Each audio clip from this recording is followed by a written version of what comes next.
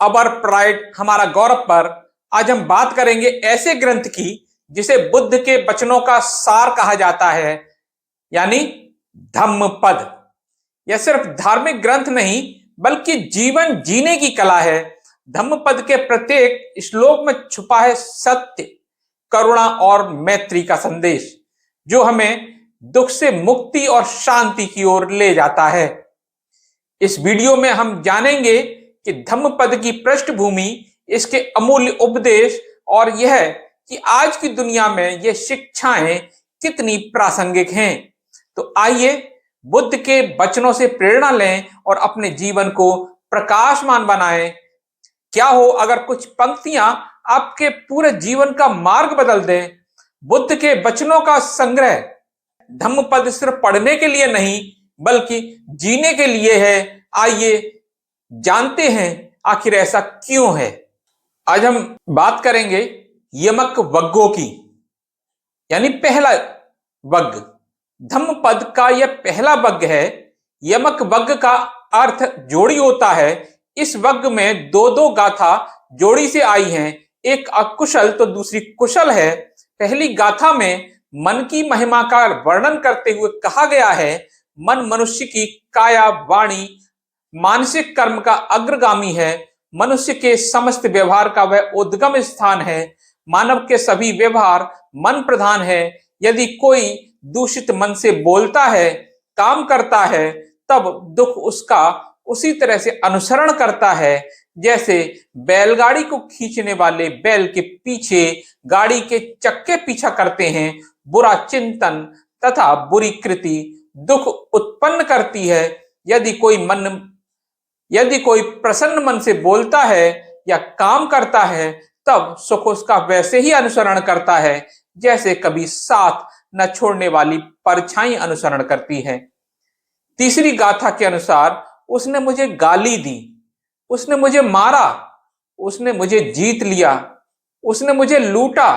ऐसे विचारों में जो फंसा हुआ रहता है वह कभी शांत नहीं होता है। जैसे बैर से बैर कभी शांत नहीं होता है, अबैर से वह शांत होता है। यही शाश्वत धर्म है। संयम, श्रवण, संकल्प आदि महत्व के विषय इस वग्ग में समाहित हैं। दूसरी वग्ग की हम बात करेंगे, अपमाद वग्गो। इसमें 12 गाथाएं हैं। इस वग्ग में प्रमाद की चिंता, अप्रमाद की प्रशंसा की गई है। अप्रमाद यह अमृत का मार्ग है, वही प्रमाद मृत्यु का मार्ग है। अप्रमाद का कभी नाश नहीं होता। अप्रमाद से निर्वाण की प्राप्ति होती है। अप्रमादी भिक्षु निर्वाण के निकट होता है।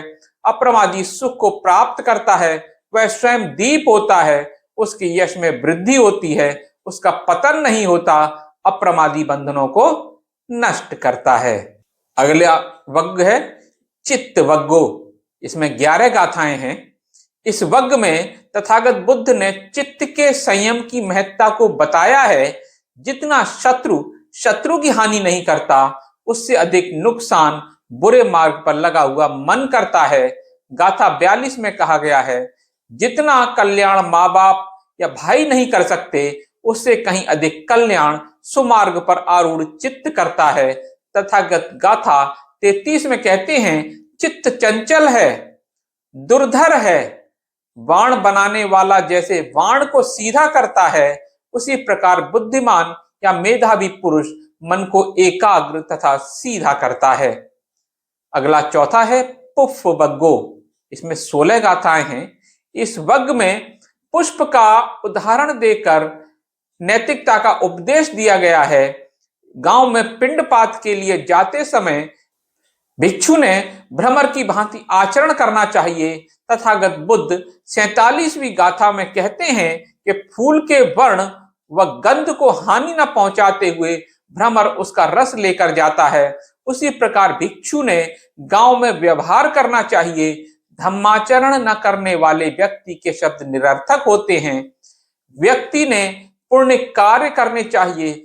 बुद्ध का श्रावक प्रज्ञावान होने से अच्छा लगता है। गाथा 54 में शास्ता कहते हैं, फूल की गंध फिर वह चंदन की हो या चमेली की हो, हवा के विरुद्ध नहीं जा सकती है, परंतु संतों की सुगंध हवा के विपरीत दिशा में भी जाती है। सज्जन व्यक्ति की सुगंध सभी दिशाओं में फैलती है।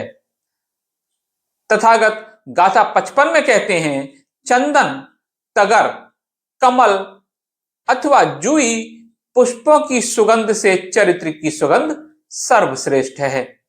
पांचवा वग्ग बाल वग्गो, 16 गाथाएं हैं इसमें। पाली भाषा में बाल के तात्पर्य मूर्ख होता है। बाल वग्ग में अज्ञानी मनुष्य के लक्षण बताए गए हैं। मूर्ख व्यक्ति यदि जन्म भर विद्वान की सेवा करता रहे फिर भी उसे धर्म का ज्ञान नहीं होता है, जैसे अचार का स्वाद चम्मच नहीं जान पाता है।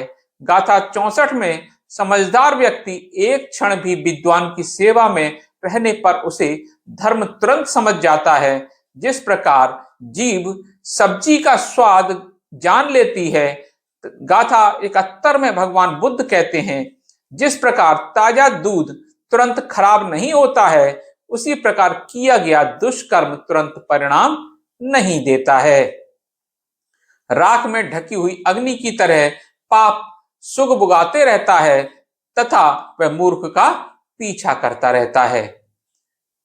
जागने वाले की रात छोटी लगती है, थके हुए व्यक्ति को वह 1 योजन लंबी लगती है तथा सद्धम्म न जानने वाले को संसार दीर्घ लगता है।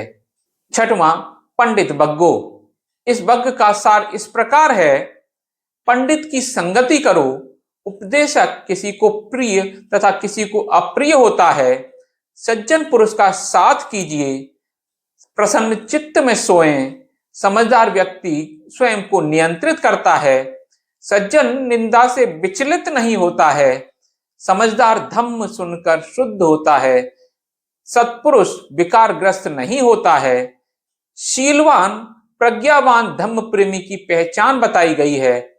बहुत थोड़े लोग होते हैं जो दूसरे किनारे पर पहुंचते हैं, शेष लोग केवल इसी किनारे पर दौड़ धूप करते रहते हैं। सातवां अरहंत वग्गो, 10 गाथाएं हैं इसमें।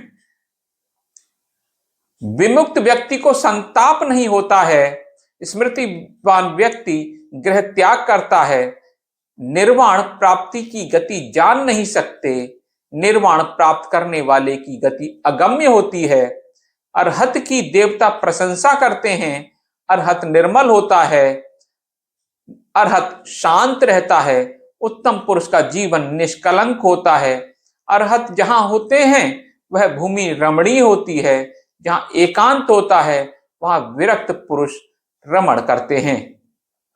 जो शोक रहित है, जिसका पुनः जन्म नहीं है, जो मुक्त हो गया है, जिसकी सारी इंद्रियां क्षीण हो चुकी हैं, जो संताप से मुक्त है, जो सजग है, जो गृह सुख में रमता नहीं है, हंस छोटे जलाशय को त्याग देता है, वैसे ही अरहत घर को त्याग देता है, जो वस्तुओं का संग्रह नहीं करता, जिसका भोजन संयत है, जैसे निर्वाण दिखाई देता है, उसकी गति आकाश के पक्षी की तरह अजेय होती है। आठवां सहसो वग्गो, 16 गाथाएं हैं इसमें। निरर्थक पदों से युक्त हजारों वचनों से बेहतर एक सार्थक वचन होता है, जिसे सुनकर मन शांत होता है। जो संग्राम में हजारों मनुष्यों को जीतता है, किंतु संग्राम में वही विजयी होता है जो स्वयं को जीतता है। दुष्प्रज्ञ तथा ध्यान रहित व्यक्ति 100 वर्ष जीवित रहता है, उससे तो एक दिन प्रज्ञा में एकाग्र चित्त होकर जीवित रहना वाला श्रेष्ठ है। नमा पाप वग्गो, 13 गाथाएं हैं इसमें। मनुष्य ने पाप से दूर रहकर चित्त का निवारण कर कल्याणप्रद बातें करने के लिए तत्पर रहना चाहिए। न आकाश में, न समुद्र में, न पर्वत की गुफा में जाकर या संसार के किसी प्रदेश में जाकर मनुष्य पाप से मुक्त नहीं हो सकता है। तथागत कहते हैं, जब तक पाप का परिणाम सामने नहीं आता है तब तक पापी मनुष्य को पाप अच्छा लगता है, परंतु जब उसका परिणाम सामने आता है तब उसके फल दिखाई देते हैं, फिर मनुष्य उसके सही स्वरूप को पहचानता है। मनुष्य ने यदि पाप किया तब वह पुनः न करे, उसका छंद न लगने दे, कारण पाप का संचय दुख का कारण होता है। दंड वग्गो 10वां वग्ग है। गाथा 18 है। इसमें सभी दंड से डरते हैं, सबको मृत्यु से भय लगता है, सबको अपने जैसा समझो, किसी को न मारो, न मारने दो, नंगे पांव चलने से, जटा धारण करने से, कीचड़ लपेटने से, उपवास करने से, कड़ी भूमि पर सोने से, भस्म लपेटने से, उकड़ू बैठने से मनुष्य शुद्ध नहीं होता है, जब तक कि वह तृष्णा का क्षय न कर दे।